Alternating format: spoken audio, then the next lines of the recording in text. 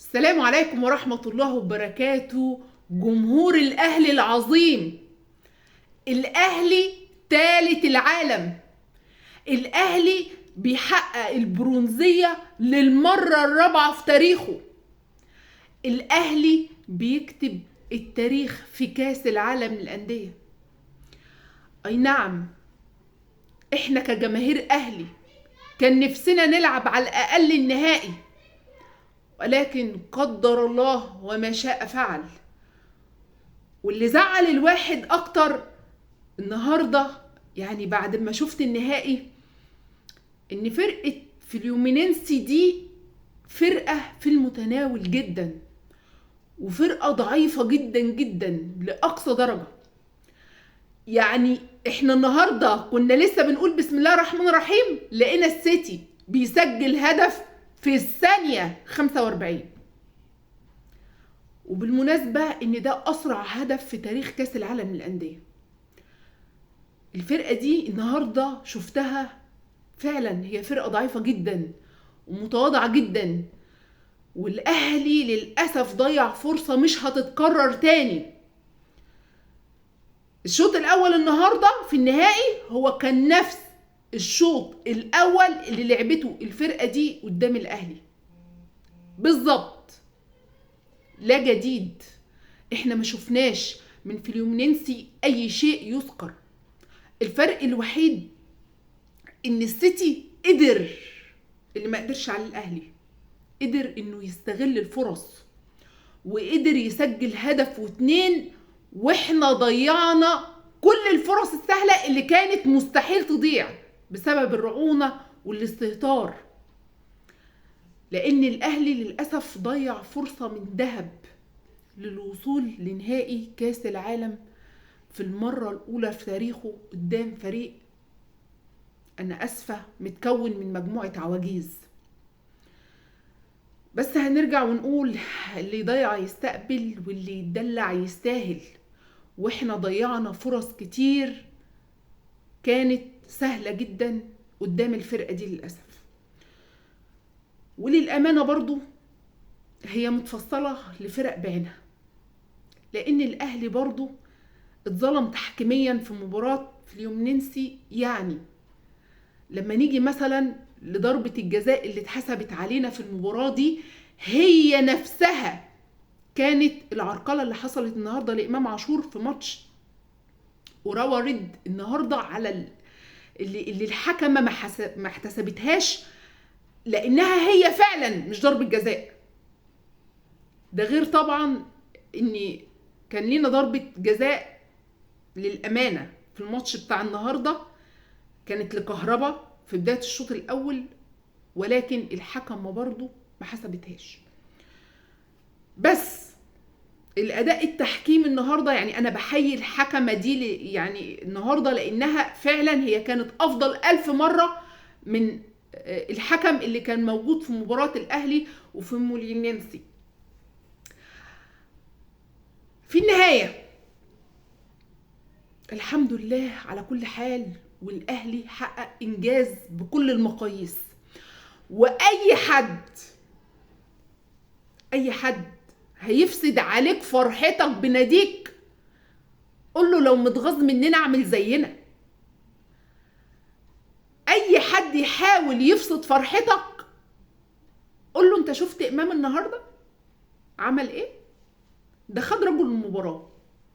ولا قول له الأهلي بتاع التتويج مش بتاع التيشيرتات. ما تخليش حد يفسد فرحتك النهاردة وانت تالت العالم. النهاردة امام خد رجل المباراة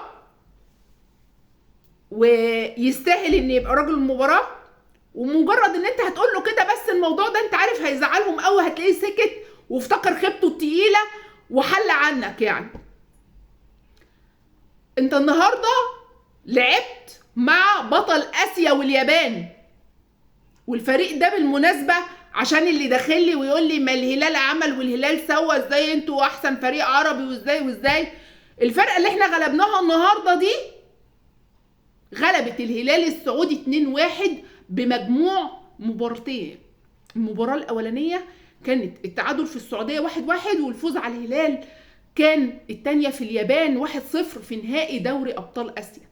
يعني انت كنت بتلعب قدام فريق كبير، والاهلي قدم مباراه كبيره باستثناء بعض الفترات اللي كان فيها برضه استهتار وكان فيها تراجع، لكن الاهلي قدم عرض كويس. احنا ما نقدرش نقول اكتر من كده للامانه، يعني قدم مباراه قويه قدام منافس قوي. بخلاف كده الاهلي قدم مباراه كبيره، وكل اللعيبه كانوا نجوم النهارده. امام عاشور افضل لاعب في المباراه، وياسر ابراهيم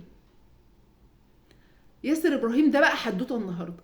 هو بالمناسبه اصبح تاني اكتر مدافع تسجيلا للاهداف في كاس العالم للانديه، بالتساوي مع راموس مدافع ريال مدريد برصيد 3 أهداف بعد تسجيل ياسر ابراهيم للهدف اللي سجله النهارده.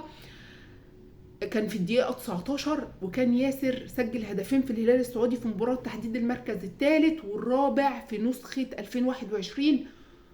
وفكره ان مدافع يجيب الملعب كله ويروح يسجل هدف، ده دليل ان انت اللاعيبه بتاعتك فعلا كانت النهارده عندها، يعني اقول ايه، قمه الحماس وقمه الرجوله ان مدافع يجي ويسجل.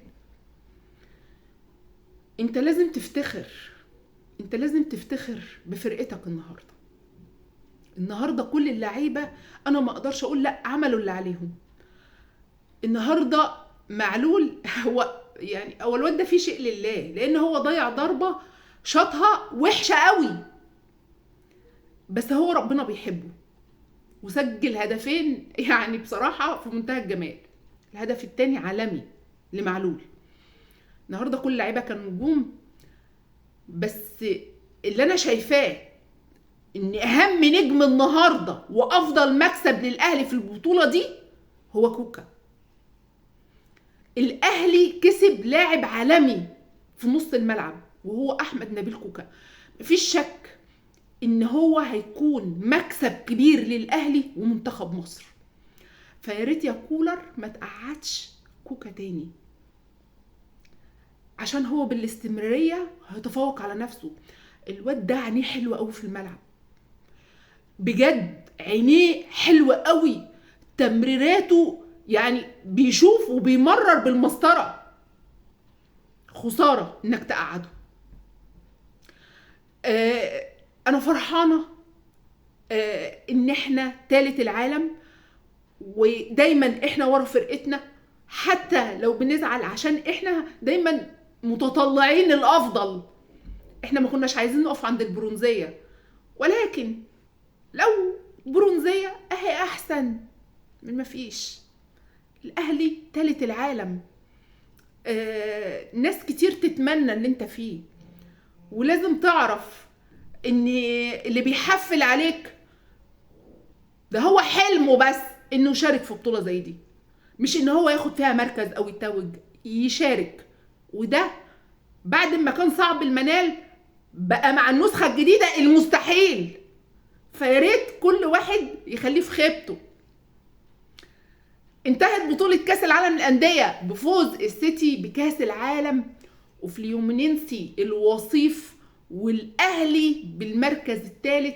وإن شاء الله الأهلي في النسخة الجديدة هيقدم أداء قوي يشرف الكرة المصرية. وألف مبروك للنادي الأهلي ولجماهيره العظيمة، وافتخر بناديك، انت ثالث العالم. لحد هنا انتهى الفيديو بتاعنا النهارده. اتمنى يكون الجميع في خير، والقاكم دايما في انتصارات. وخليك فاكر دايما ان انت اكتر جمهور بتفرح في البلد دي. انت كجمهور الاهلي اكتر جمهور بيفرح في البلد دي، واكتر نادي بيفرح جماهيره هو النادي الاهلي. فما تخليش حد يفسد عليك فرحتك. انتهى الفيديو. لو عجبك شارك الفيديو، اشترك معايا على قناتي على اليوتيوب او على صفحتي على الفيسبوك، يشرفني وجودك. والسلام عليكم ورحمة الله وبركاته.